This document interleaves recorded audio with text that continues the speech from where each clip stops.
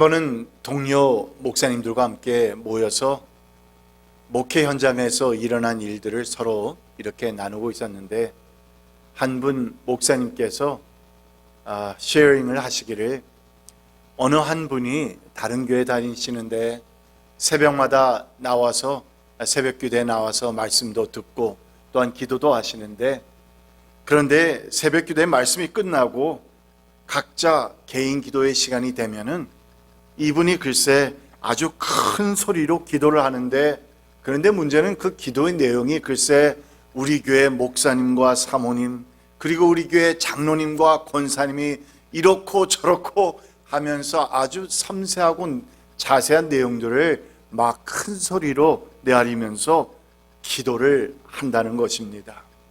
그러면서 한 걸음 더 나아가서는 하나님 아버지, 이분들이 회개하여 주시옵소서 하면서 기도를 하는데, 이런 기도가 얼마나 바더가 되는지.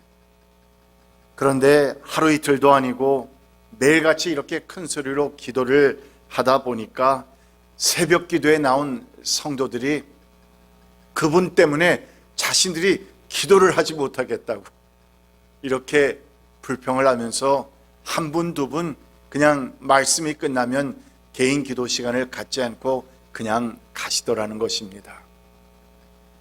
그래서 더 이상은 안 되겠다 싶어서 하루는 기도 끝날 때까지 조용히 기다리셨다가 정중하게 그분에게 말씀을 드렸습니다.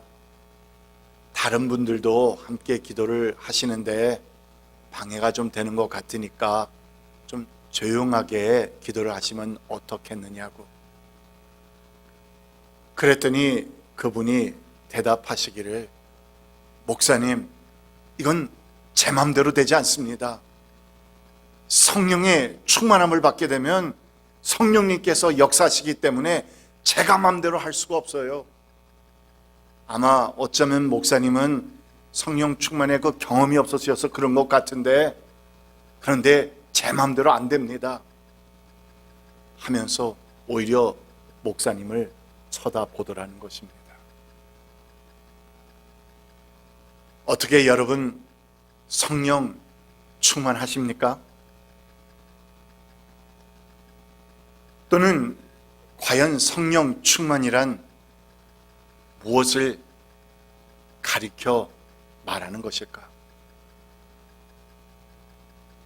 어떤 사람들은 성령 충만을 말할 때 그 어떤 무아지경에 빠지는 것이라고 말들을 하는데, 자신을 스스로 조절할 수도 없고, 또는 분명히 나의 삶과 어떤 행동이 비윤리적인데도 제어할 수 없다면 그것이 과연 성령 충만일까?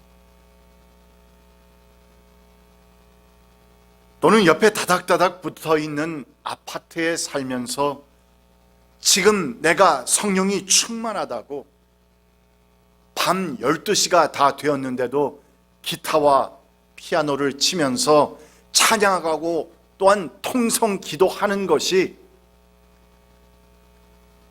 과연 성령 충만일까? 이 같은 생각들과 질문들을 우리는 던져봅니다.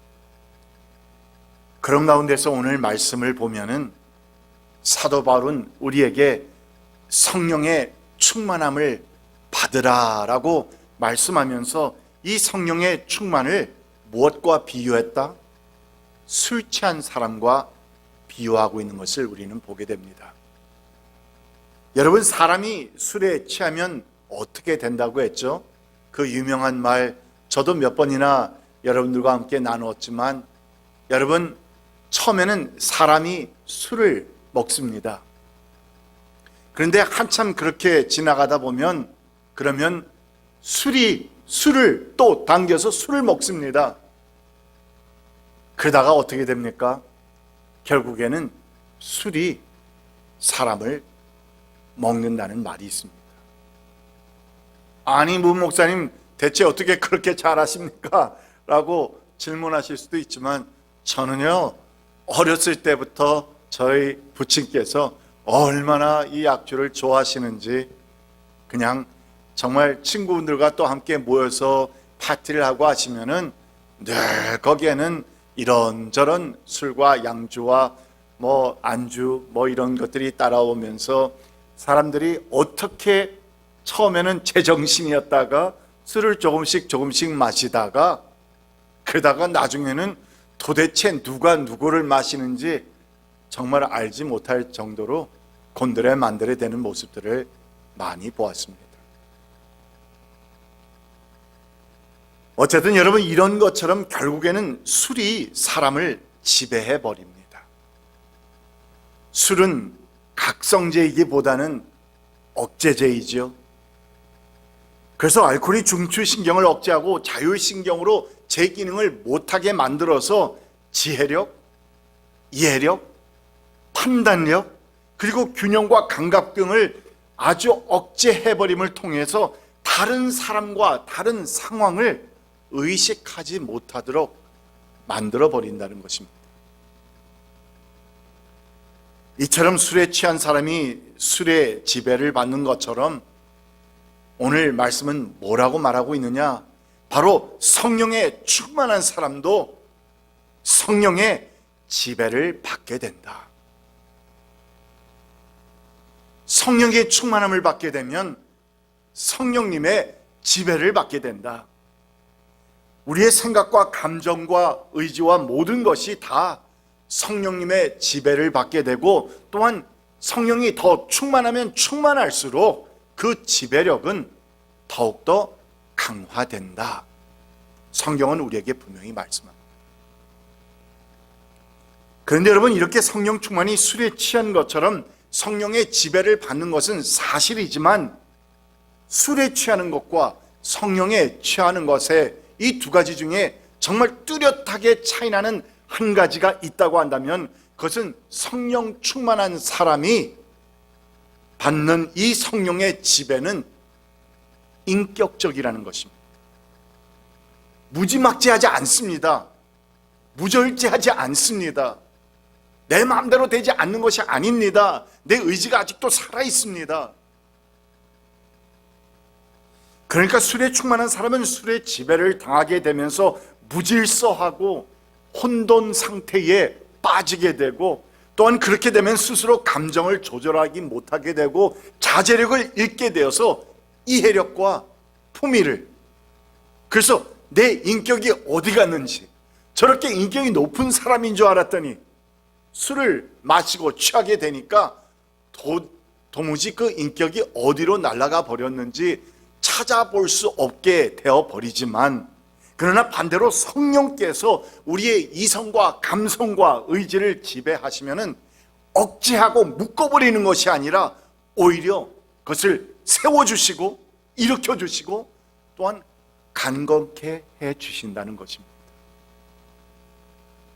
우리가 하나님의 말씀대로, 하나님의 뜻대로, 또한 하나님께서 원하시는 그 바대로 나아갈 수 있도록, 결정할 수 있도록, 생각할 수 있도록 우리를 정말 일으켜주고 세워주고 강건케 해주시는 것이 바로 성령의 충만함에, 또한 지배당함의 모습이라는 것입니다.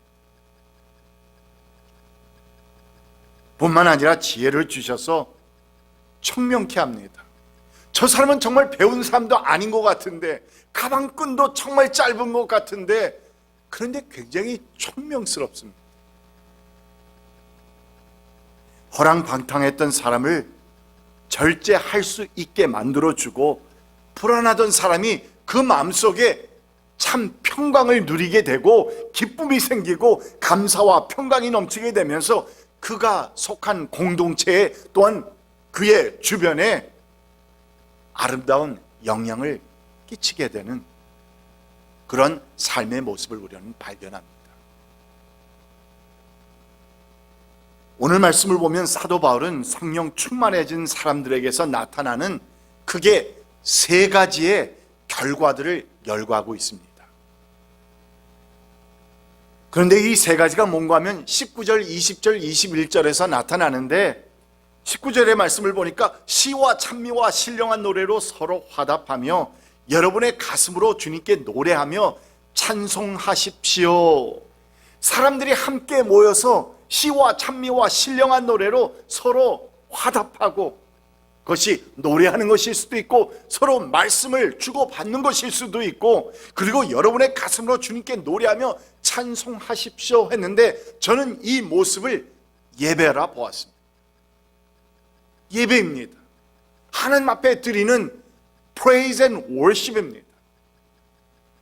그래서 이 세 가지의 결과들이 무엇이냐? 성령 충만해진 사람들에게서 나타나는 첫 번째의 그 결과와 열매는 바로 예배의 충만함이라. 또한 20절 말씀을 보면 감사의 충만함, 21절 말씀을 보면 서로가 그리스도를 두려워하는 마음을 가지고 서로가 서로를 존중하고 두려워하라고, 그리고 또한 순종하라고 말씀하고 있습니다.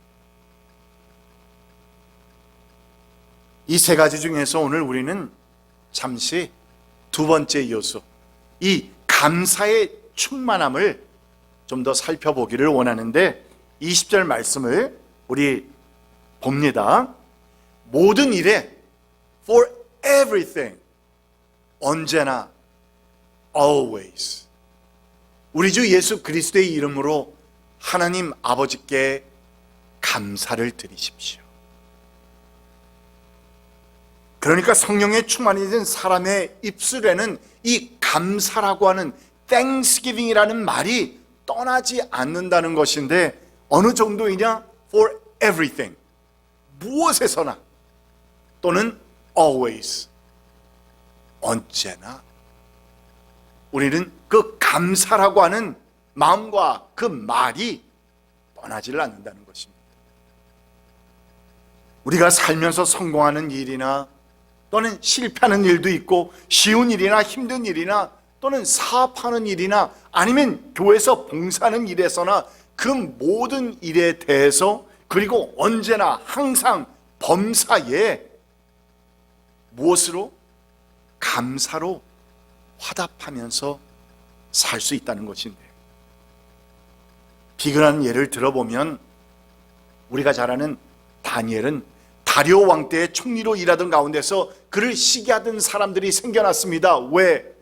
왕이 자기를 가장 귀하게 여기고 모든 것을 그에게 맡기니까 다른 같이 함께 총리를 하던 사람들과 또한 밑에 있는 모든 사람들이 왜 저 사람만 저렇게 왕이 사랑하고 위해 주는가 해서 시기를 했다는 것인데, 그런데 여러분, 그 시기하는 사람들로 인해서 자신의 모든 재산과 명예와 권세, 그리고는 심지어는 생명까지 한순간에 잃어버릴 그런 상황에 놓이지 않습니까? 그런데 그때 다니엘이 어떻게 했습니까? 다니엘서 6장 10절 말씀을 봅니다. 다니엘은 왕이 금령문서에 도장을 찍은 것을 알고도 자기의 집으로 돌아가서 다락방으로 올라갔다. 그 다락방은 예루살렘 쪽으로 창문이 나 있었다. 그는 늘 하듯이 하루에 3번씩 그의 하나님께 무릎을 꿇고 기도하며 무엇을? 감사를 드렸다. 참 재미있죠? 제가 이 구절을, 여러분도 이 구절을 한두 번 읽은 것이 아닐 텐데, 한두 번 본 말씀이 아닐 텐데, 저는 그렇게 많이 보는 가운데서도 무엇을 항상 보았냐면, 어디에 중심을 두었냐면, 이렇게 어려운 상황, 지금 내가 다른 신께 만약에 기도하면 죽는다는 왕의 칙령이 내려진 이 순간에 다니엘은 그럼에도 불구하고 다락방에 올라가서, 그래서 다락방이라고 하는 기도의 다락방에 중심을 두고 또한 하루에 3번씩 하나님께 무릎을 꿇었다. 그래서 기도했다. 여기까지 보면은 다 본 것으로 생각했는데, 그런데 오늘 감사의 말씀을 가지고 초점을 맞추고 보니까 그렇게 기도하면서 제일 마무리 짓는 부분이 있는데 그것이 감사를 드렸다는 것입니다. 그러니까 우리가 우리의 눈을 어디에 초점을 맞추고 보느냐에 따라서 저렇게 다른 말씀이 이렇게 나올 수도 있구나 하는 것을 다시 한번 생각해 봅니다. 많은 것을 했습니다. 그러나 그런 상황 가운데 그가 감사를 드렸다. 도대체 그런 상황 가운데서 하나님 앞에 감사드릴 것이 무엇이 있겠다고? 자칫 잘못하면 들키면 발각되면, 아니 당연히 발각되지요. 다니엘을 잡기 위해서 그런 칙령을 만들게 했는데 그들은 호시탐탐 지금 노리고 있고 그를 바라보고 있고 지켜보고 있고 스파이들을 보내서 그가 늘 하던 대로 하나님 앞에 기도하는지 안 하는지를 살펴보고 있는데, 그런데도 다니엘은 감사를 드렸다.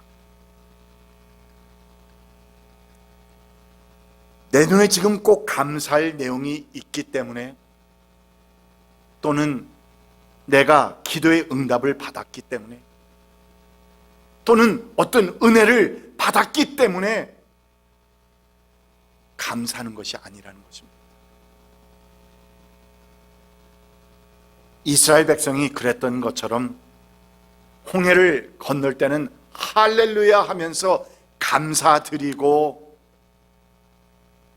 마라에서 쓴물이 나오고 무리바에서 물이 없을 때는 불평한다면, 그렇다면 여러분, 다 고침을 받고도 10명 중에서 10명의 나병 환자들 가운데서 돌아오지 않은, 그래서 주님께 감사드리지 않은 9명의 나병 환자들과 다른 것이 무엇이겠느냐 말입니다.